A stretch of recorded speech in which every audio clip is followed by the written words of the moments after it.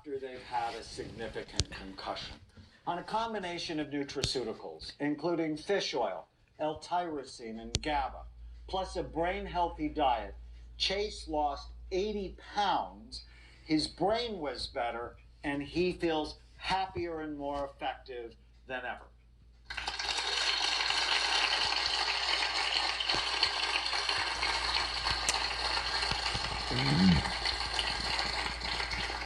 When I first started doing our brain imaging work, I was so excited, but got a lot of criticism from my colleagues who said the scans were just for research and psychiatrists shouldn't be using them in clinical practice, even though we were still making diagnoses like they did in 1840 when Abraham Lincoln was depressed. Did you know that Lincoln suffered from periods of severe depression, including being suicidal at least twice in his life? After a political setback in the winter of 1840, Lincoln's depression was so severe, his friends brought him to see Dr. Anson Henry. And how did Dr. Henry diagnose Lincoln with melancholia or depression? He talked to him, looked at him, and looked for symptom clusters. Then he diagnosed and treated him without any biological data. That was 178 years ago, and it's the same way most people like Chase are diagnosed today. Think about it. Why are psychiatrists the only medical doctors who virtually never look at the organ they treat?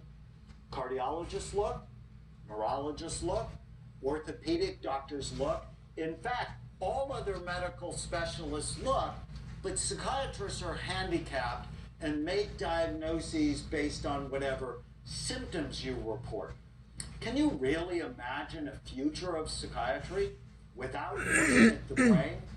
I knew we could be better, but at the time, I had two personal flaws that really got in my way. One, I wanted to be liked, but that doesn't happen to people who want to change a paradigm.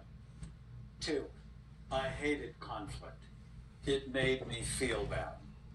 But that all changed late one night in April 1995, when I got a call from my sister-in-law, Sherry, who told me that my 9-year-old godson, Andrew, who's also my nephew, attacked a little girl on the baseball field that day for no particular reason.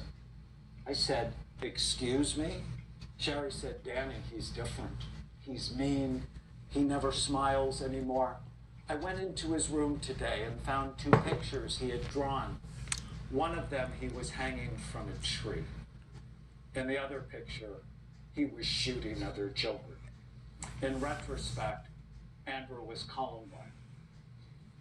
Sandy Hook, or Parkland, Florida, waiting to happen. I told Sherry I wanted to see him the next day. When I walked into my office and saw Andrew sitting on my couch, my heart melted. I love this child. I was so worried about him. I said, "Buddy, what's going on?" He said, "Uncle Danny, I'm mad all the time and I don't know why." I asked, "Is anybody hurting you?" He said, "No." "Is anybody teasing you?" And he said, "No." "Is anybody touching you in places they shouldn't be touching you?" I was searching for answers to his senseless behavior, and he said no. My first thought was, you have to scan him. My next thought was, you want to scan everybody. Maybe this was a psychological problem. Then all of a sudden, the rational voice in my head said, "Stop it. 9-year-old children do not attack people for no reason. Scan him. If his brain is normal, then you can explore other reasons for his violent behavior." I went with Andrew to the imaging center and held his hand while he held his teddy bear and got scanned. When his brain scan came up on the computer screen, Andrew was missing the function of his left temporal lobe. It turned out he had a cyst the size of a golf ball, occupying the space where his temporal lobe should have been. By that time in 1995, we had already correlated left temporal lobe problems to violence. I called Andrew's pediatrician and asked him to find someone to drain the cyst. A week later, the pediatrician called me back and said he talked to 3 neurologists and none of them recommended we do anything about the cyst. They said it probably had nothing to do with his problems and wouldn't operate, and these are the words they used, and wouldn't operate unless he had real symptoms. Confused, I said, I have a homicidal, suicidal boy who attacks people for no reason. What do you mean by real symptoms? I think they mean seizures or he loses consciousness, the doctor replied defensively. I said, this is insanity, and hung up. Frustrated, I called the pediatric neurosurgery department at UCLA and talked to Dr. Jorge Lazare, who later became famous for separating the Guatemalan twins who were connected at their heads. He was famous to me before then because when I told him about Andrew, he said, when cysts are symptomatic, we drain them. Obviously, Andrew has serious symptoms. No kidding, I thought to myself. After surgery, I received 2 phone calls. One was from his mother, who was so relieved. Sherry told me that the surgery went really well, and that when Andrew woke up from it, he smiled at her. She said, Danny, he hasn't smiled for a year.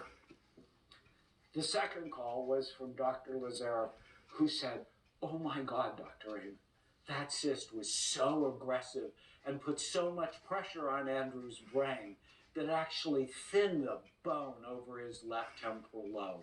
His temporal bone was eggshell thin. If he'd been hit in the head with a basketball, it would have killed him instantly. Either way, Andrew would have been dead in 6 months if you hadn't persisted. That day, I became even more passionate about our work. And I didn't care anymore if you liked me. And I was ready to take on the fight of my life. When someone's behavior is off, how do we really know why? Unless we look at the brain. Now, 23 years later, Andrew is married, employed, owns his own home. Because someone thought about his brain, he's been a wonderful son and husband and will be a better father and grandfather.